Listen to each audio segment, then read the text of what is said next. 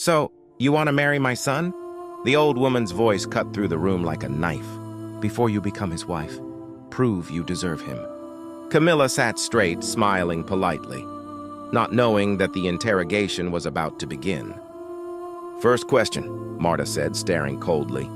Can you cook? And not basic things. Real meals. My son eats well. Camilla inhaled slowly, holding back her irritation. Second question, can you iron? Wash clothes, separate colors?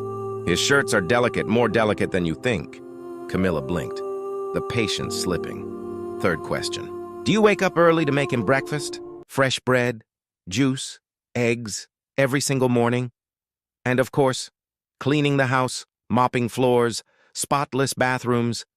You will handle that, right? A real wife doesn't work outside. Camilla's eyes snapped open. Enough. She stood up, voice steady. Now it's my turn. Marta froze. First, I am his wife. Not his maid, not his babysitter. Not his personal servant? Marta tried to interrupt, but Camilla raised a hand. Second, Rodrigo has two hands. He cooks, he cleans, he irons because I taught him. Something you should have done years ago. Marta's mouth fell open, stunned. Marriage, Camilla continued, is an equal partnership. One day me, one day him. That's how adults build a life, not kings and servants. At that moment, the door creaked open. Rodrigo walked in, and his face said he heard everything. Mom, he said firmly, Camilla is right. He stepped beside her.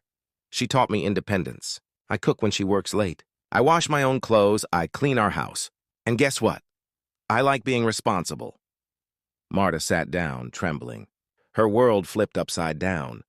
Rodrigo continued, Mom, respect our relationship, or you won't attend the wedding. Silence heavy.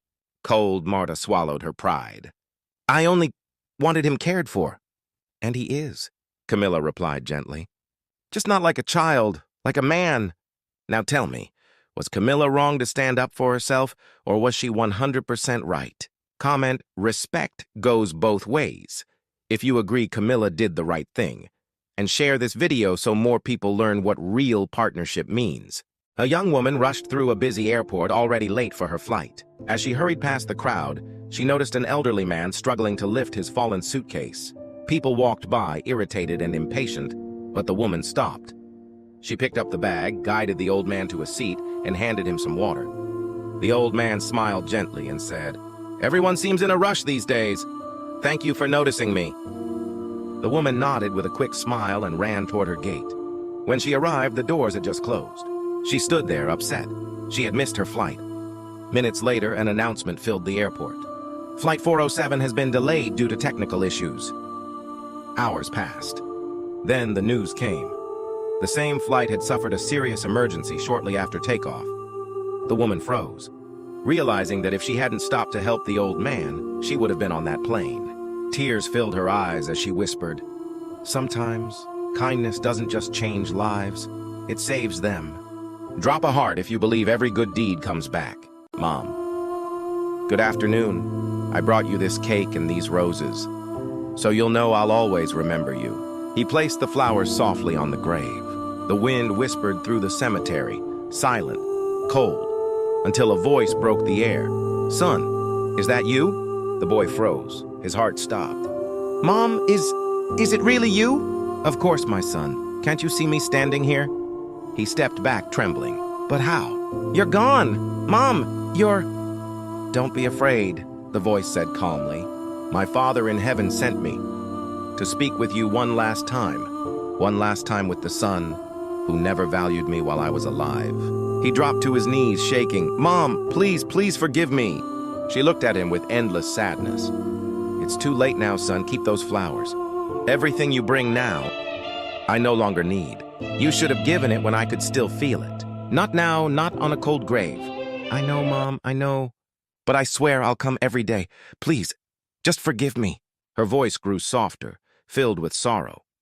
Nothing excuses forgetting, son. A mother's love doesn't wait for graveyard flowers. It waits for hugs while she's living, for a visit, a smile, a simple touch. That is all I ever needed from you. Not roses, your presence. The boy whispered through tears, I love you, Mom.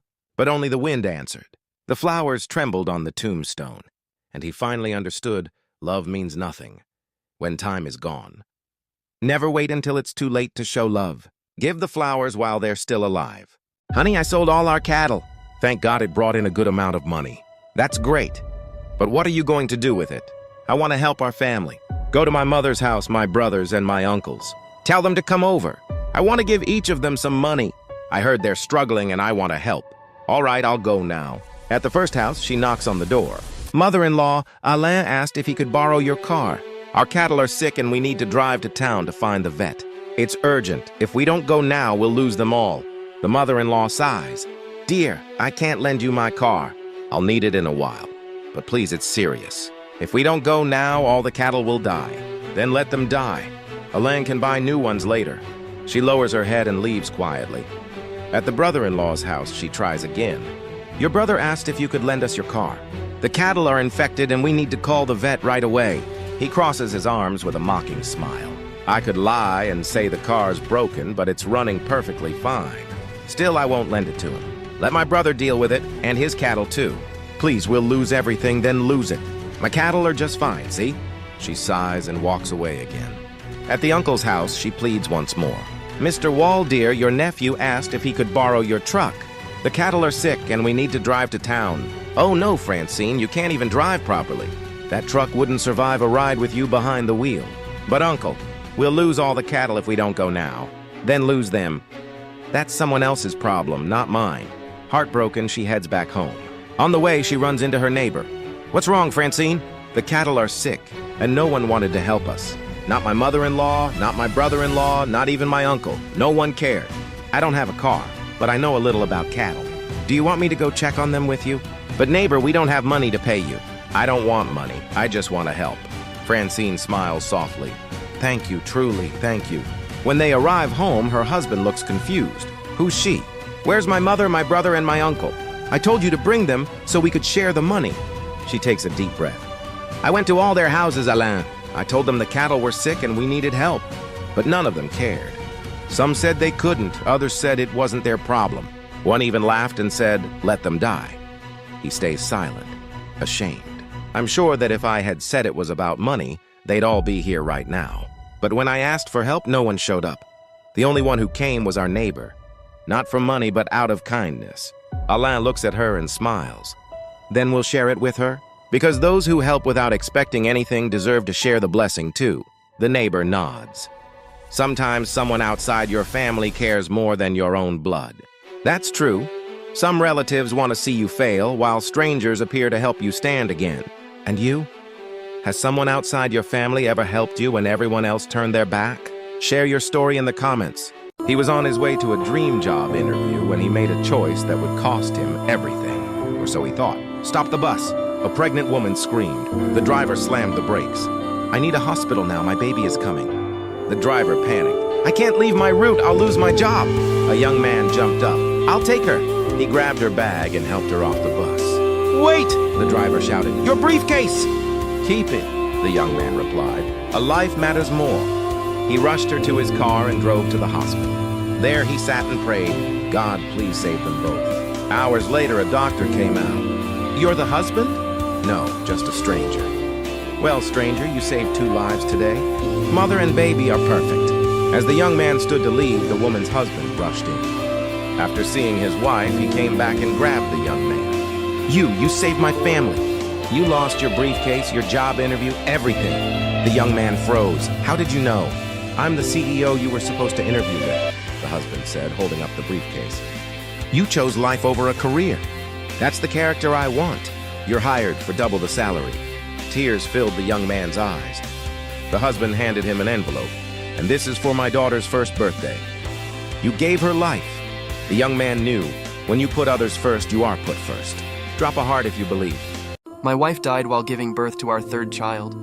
I buried her with my own hands, then came home and held my 3 children close. Lucas, 4 years old, Julia, just 2.5, and baby David, not even a month old. My mother stayed with us and begged me to remarry. Every day she said, the children need a mother. I refused again and again until the pressure became too heavy. 2 months later, I married a woman everyone described as pure, gentle, and kind. She treated my children well, and I thanked God for sending someone who would never hurt them. 1 month into the marriage, I came home from work. Lunch was ready. Lucas and Julia were smiling at the table. "Thank you, dear," I said. "The food is delicious." Hours passed, but I still hadn't seen the baby. I asked, "Where's David?" She calmly replied, "He's sleeping." I went to check on him. I touched him lightly. He didn't move. I picked him up. His tiny body was cold and stiff. "Doctor, why?" I cried. He only whispered, "It is God's will." I buried my son beside his mother and said, "My love, your child is with you now." Days later, Lucas and Julia began looking pale and weak. The doctor said it was grief. I believed him. But 1 month later, I rushed Julia to the hospital. She never woke up again. I buried my little girl, and something inside me broke forever. A few days later, exhausted, I fell asleep and had the most terrifying dream. My first wife appeared before me. "You didn't take care of the children," she said. "How not?" I cried. "I gave them everything." "No," she whispered. "2 of our children were harmed. Protect Lucas." I woke up shaking. Was the stepmother really guilty? Or was grief destroying my mind? If you want the truth, comment truth for part 2 and tell me where in the world you're watching from.